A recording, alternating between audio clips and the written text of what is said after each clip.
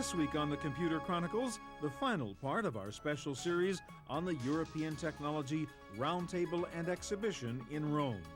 We'll talk with Microsoft's Bill Gates about what it will take for the high-tech economy to bounce back. The Red Herring's Tony Perkins says with the Justice Department heat now off Microsoft, they are once again the big monster that everyone has to be afraid of. With Windows bundling more and more functionality into the operating system, is there still room for a software industry? Symantec CEO John Thompson says yes. What's the future for the bruised B2B internet companies? Commerce One's CEO Mark Hoffman says B2B is here to stay. And what will the Internet of the future look like? Marimba's chairman, Kim Palese, says the net will succeed when it disappears. The final part of our coverage of the ETRE conference coming up next on the Computer Chronicles. Computer Chronicles is brought to you by the Oracle Small Business Suite, one completely integrated application that helps make it easier to run your business, including accounting, sales and service, your web presence, and more. Additional funding is provided by PC to PC, the online migration service from PC First, moving files, applications, and preferences from your old computer to your new one. Just a few days ago, thousands of people were gathered here at St. Peter's Square at the Vatican in Rome, waiting to hear what the leader of the Catholic Church, Pope John Paul, had to say about the path to peace in the world.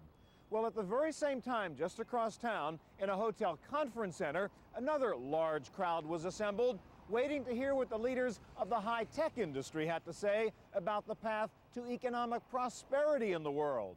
None of that stuff is slowing down.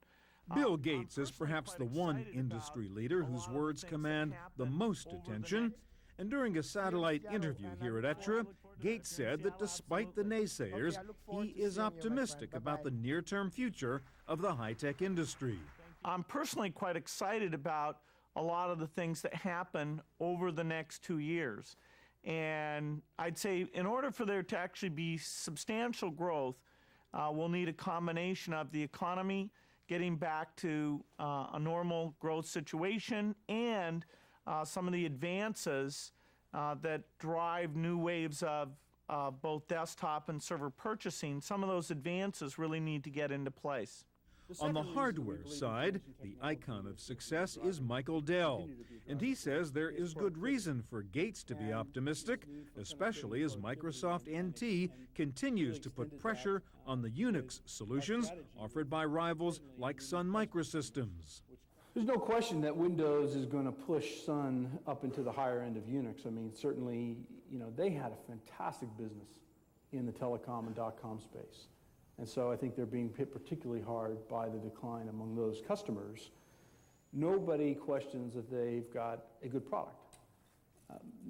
Most people don't also question that it's a very expensive product. So, that combination can work pretty well in an incredible boom. But we're seeing a lot of customers on the margin sort of flip over to Windows as opposed to Sun. And, some people say that the Sun's not going to burn out for 6 billion years. I think it might be a bit sooner. But Bill Gates thinks the opportunities for growth go beyond just beating Sun. He says the majority of businesses still have not fully adapted to the digital age. Businesses are still in the process of going digital. Even though there was all that hype over the last several years, if you look at corporations today, they are overwhelmingly still paper-driven. The way that order processing is done, the way that buying is done, the way that coordination is done. And so slowly but surely, companies are saying that with this new wave on the web, the so-called web services era that's enabled by XML, that they really can get the visibility they want for buying, for customer satisfaction through purely digital processes. And that means software, especially the new XML-based software, which is driving the next generation of internet-based business solutions. Now, some of the software that lets them connect up their applications to work that way, some of that software is just really coming out. And people are finding that the websites they built in such haste over the last 2 or 3 years, that the ability to add code to those, to scale those, really that's legacy software at this point because the tools weren't rich enough.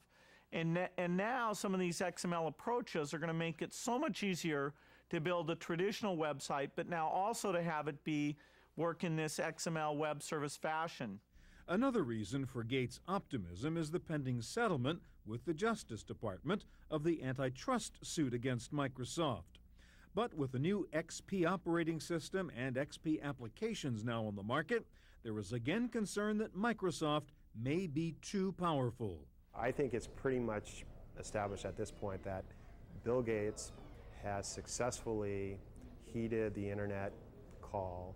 He has repositioned his company to be an internet company, but in the meantime, he's also become a game box company. He's become a media company. He's moving into the enterprise application business.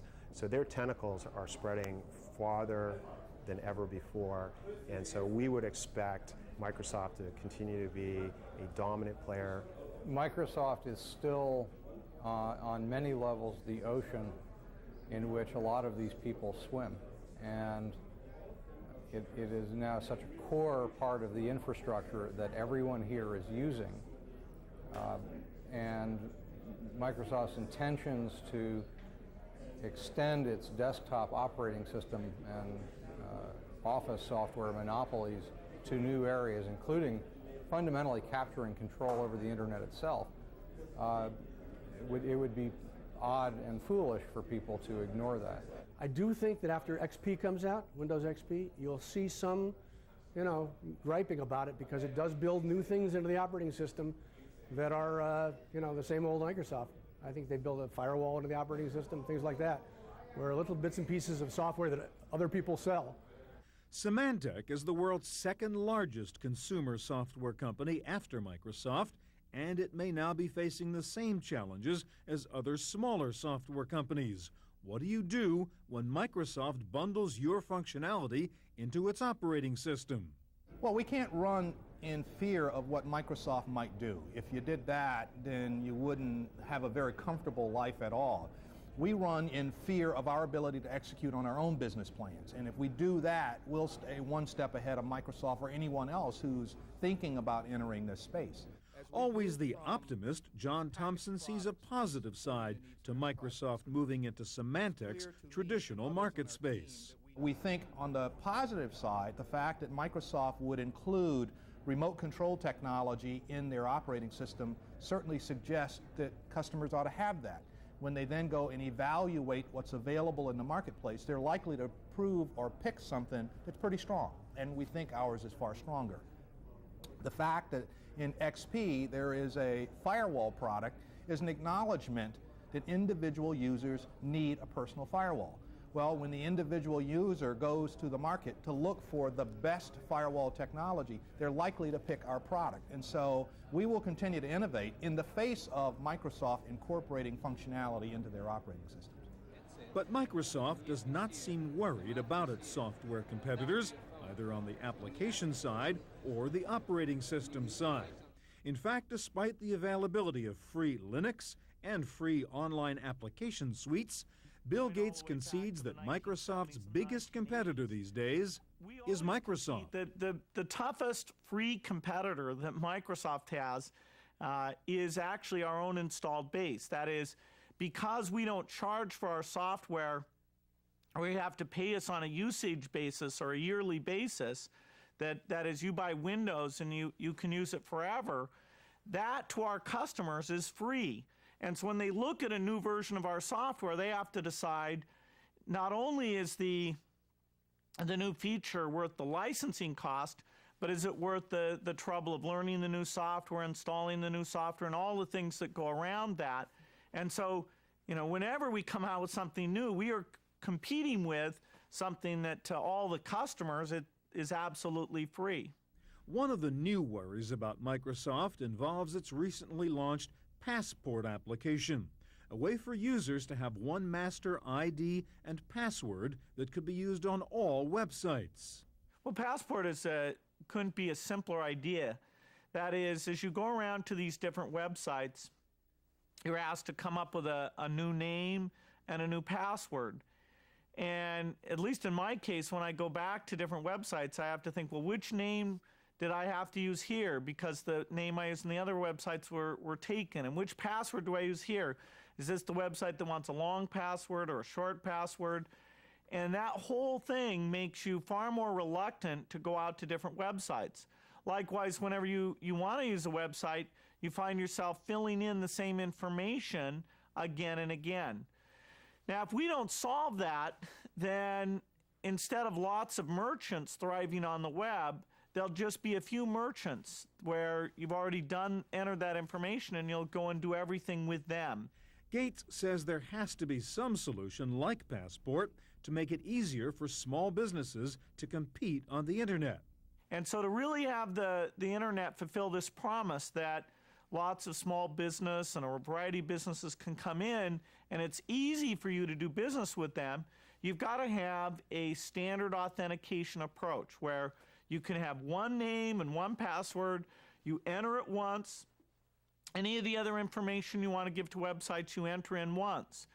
Now this can be done in a way that you're totally in control so that when you go to a website, if it requests any of that information, it's up to you to say, do you want your name, your email address, your credit card, whatever set of information to be sent along to that website. But according to some critics, Passport is also a way for Microsoft to build an immense database of everyone's personal information. Gates says that is not the case. And so this is an enabling technology that doesn't have a bias for one company or another company. It's likewise a set of information, just like keeping people's email like we do with our Hotmail capabilities, where you have to be very clear to people you're not going to go in and look at that information and use it for some other purpose. We've actually now explained exactly how we let corporations do the authentication as well, so that you can use your login name you have inside a corporation. We've explained how the root of trust in this is something that we've turned over to a standards process so that that can be managed in a key way. We've had all the privacy people audit exactly what we're doing with this. So the key to it is to get it to critical mass. Microsoft's new initiatives in e-commerce are aimed not only at consumer sites, but also the so-called B2B sites where businesses sell to other businesses. And the leaders in the B2B space, like Commerce One, say they have learned something from the much maligned consumer e-commerce sites. I think there's a lot to learn, actually, that it goes back to just some of the fundamentals of on the consumer side. I mean, user interfaces are important, ease of use. I mean, the same things are true in the B2B. As you expand the B2B world out to more and more participants in an organization, it's almost like dealing with a consumer. Is it easy to use? Is it intuitive? Can the person understand what you're trying to accomplish? All of those things become, very easy to find content, to find sites. All that stuff is applicable in the B2B world. The B2B sector in general has taken a real pounding over the past year, with buyers, and especially suppliers, resisting the new internet sales model. Suppliers are worried about being commoditized in this marketplace. And so there's been some resistance on the supplier side. But we're actually trying to build tools now that allow the supplier to become more individualistic, to present themselves and their ability more than just, here's this line item. The supplier is also capable of providing the following service, the following delivery, the following quality, all of those things that are important for a supplier to do, and that they can compete on more than just price. One of the problems in the B2B market was the business model, in which B2B software vendors not only wanted to charge for their software, but also wanted a percentage of all sales that used their software. Bill Gates says that was a flawed model. Most of what we're seeing is still the classic purchasing model, where people want to buy a piece of software and be able to use that software as much as they want. One of the other fallacies of the bubble was that people would use these intermediary markets, B2B markets, and instead of paying just a modest fee to get the software to let them do buying and selling, have that as a one-time fee, that people would like to have their transactions marked up. And so every kind of trade they did, buying supplies, selling things, would actually get marked up by a middleman. And that whole model, which was sort of a per transaction payment model, I think has been largely repudiated. Corporations don't want to take on that kind of a cost. B2B has been most successful in specialized market situations. Buyers and sellers already have established relationships and where the industry itself controls the marketplace.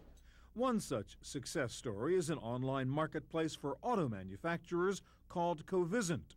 One of its founders is General Motors. GM historically was very vertically oriented. You know, I think it bought sand to make glass, you know, and you know, it just was so vertically oriented. And in this, the new way it wants to do business is much more of a distributed outsource business. And so it wants to become more flexible. You know, how can I focus more on design and component assembly? How can I add more services to the car, like internet services to the car, because they have higher value. And so I think that's not only happening at GM, it's happening at many, many companies around the world. And they're just trying to say, how do I get my focus on my core, outsource the rest, and that will be where I do my value creation. Indeed, the staid auto industry is trying to adopt the supply chain strategies developed by new computer industry leaders like Dell and Cisco. We went out to Cisco Systems, which a lot of people don't realize is the largest e-commerce company in the world. They are selling literally billions of dollars worth of networking equipment automatically over the internet. Today, when you analyze those transactions, believe it or not, many of those transactions are not involving a single Cisco employee. So what that means is, generally when people are reordering equipment, they go onto Cisco's website, they place the order, that order goes automatically out to the contract manufacturer. That manufacturer builds that networking equipment and sends it to the customer. And the only thing that Cisco's knows is they wake up in the morning, check their website, and see that they've sold, you know, millions of dollars that night automatically over the web. You know, the car companies are trying to do the same thing. They're trying to say, let me deliver a individually designed car that was designed over the internet, delivered in 10 days. And quite frankly, today they can't do that, you know, because their supply chains are so rigid, so inflexible, that they can see if they have a car in an inventory that exactly matches what you did and ship you that car, but that's not individual creation of that car. And so they're trying to do a lot what happened in the PC business. You know, less choice maybe, but you know, more get your components outside the company and just assemble those components quickly into the final assembly and ship that to a customer. As soon as the rest of the business world understands what the Ciscos and Dells are doing to automate their back ends of their operations so that they are able to automatically buy and sell things without any human intervention, then people are going to understand, oh my God, unless I Ciscoize my company or Dellize my company, I'm going to be, you know, I'm not going to be competitive in the future. So the overall view here at ETRE was that despite some of the early B2B failures, the business-to-business part of the internet will eventually thrive. The large companies and small companies alike have only one way to go: online. It will save a lot of money. It will save them a lot of documentation problems. It will save them a lot of logistics nightmare. It will save them a lot of supplier disinformation or misinformation. All those things are going to happen. They're happening, like everything else, at a slower pace than expected.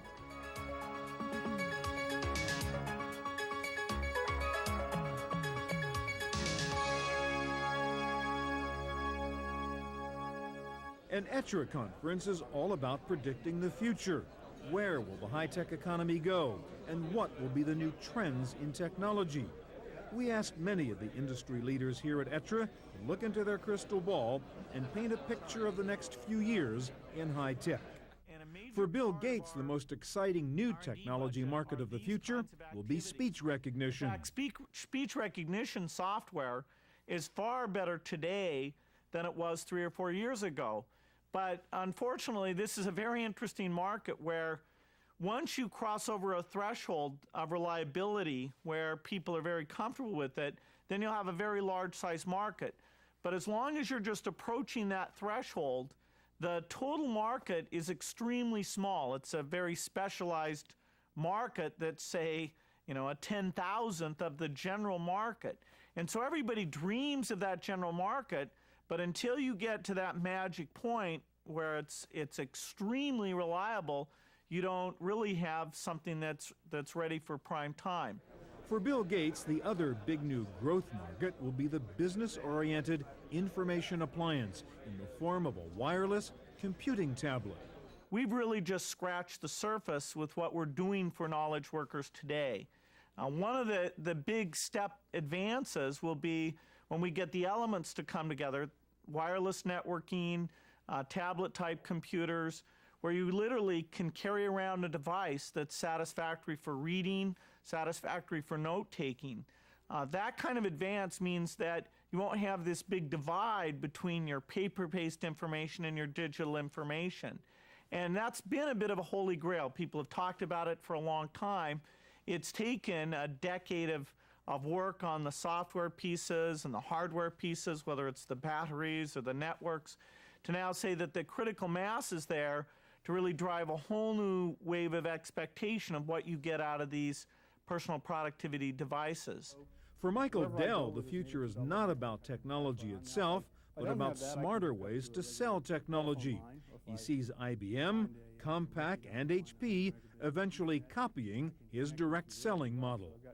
For the most part, many of them underestimated how broadly accepted the direct relationship would become. And so if you go back and look, 10 years ago, they sort of thought it would be a niche.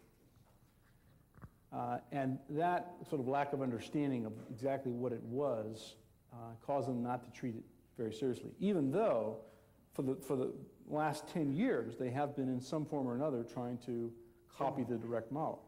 And what about the next generation internet?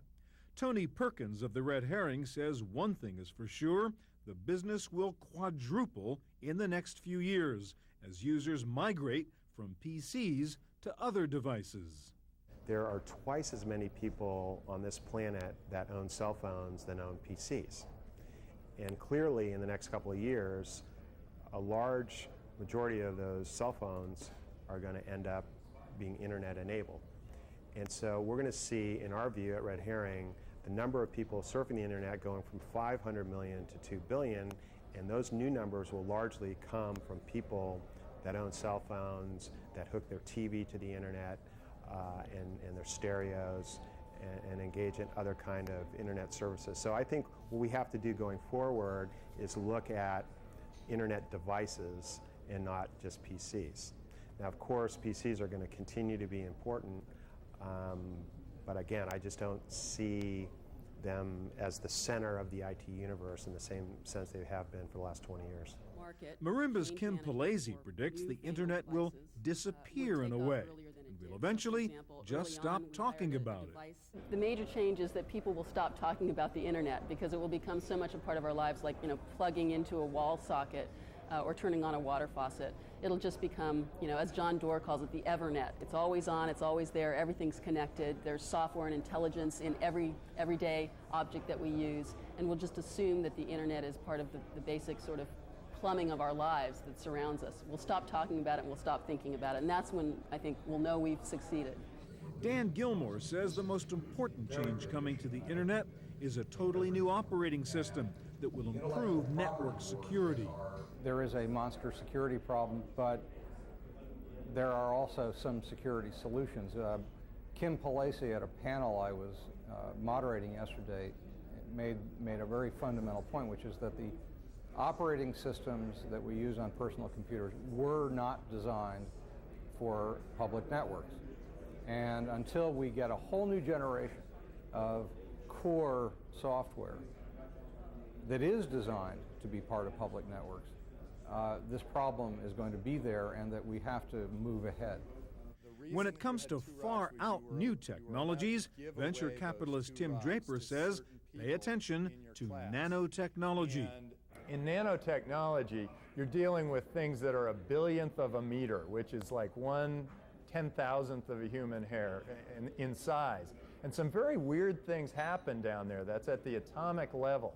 And what's interesting is that we can actually see those things happening now, and that can create whole new industries. And we're just at the very beginning of those new industries. And if you want that one magic buzzword, the 21st century version of plastics, Tim Draper says the word is phosistor. Phosistor is a new optical technology, and what they can actually do is through optics, we've created new optical switches. It's similar to the beginning of the transistor, where the transistor became a semiconductor. The phosistor is a company that is actually taking the photons and converting them to an integrated circuit. And finally, perhaps the most honest prediction of the high-tech future came from Tony Perkins.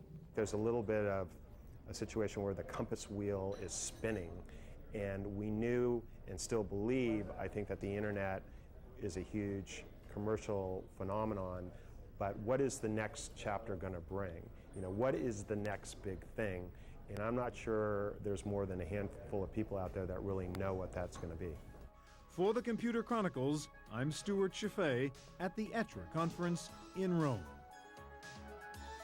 Computer Chronicles is brought to you by the Oracle Small Business Suite, one completely integrated application that helps make it easier to run your business, including accounting, sales and service, your web presence, and more. Additional funding is provided by PC to PC, the online migration service from PC First, moving files, applications, and preferences from your old computer to your new one.